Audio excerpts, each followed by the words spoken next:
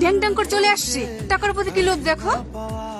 ওরে বাবারে, আমার একই লোভ আছে আর ওর লোভ নাই, তারপরে তো ভোরবেলা থেকে এসে দাঁড়িয়েছো। এই পেমেন্ট পেয়েছি? হ্যাঁ পেয়েছি। এই ব্যাগটা আমাকে দে, আমি ভাগ করে দিচ্ছি। তুই ভাগ করবি মানে? আমাকে তো আমি ভাগ করবো। আপনারা চুপ করেন। প্রত্যেক মাসে এভাবে ঝামেলা করেন কেন?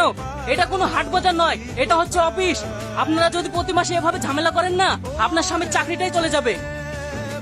আমি ঝামেলা করতে আসিনি, টাকা ভাগ করতে এসেছি, না হলে না সবাই সতীনকে দিয়ে দেবে। আপনারা চুপ করেন, টাকা আমি ভাগ করে দিচ্ছি। ব্যাগটা দেন। এই মাসে আপনাদের স্বামী 40,000 টাকা বেতন পেয়েছে। আপনি নেন 20,000, আপনি নেন 20,000। আর এই মাসে আপনার স্বামীর অফিসের যাতায়াতের খরচ দুজনে 3,000 করে টাকা দেন। আমি পাগল নাকি?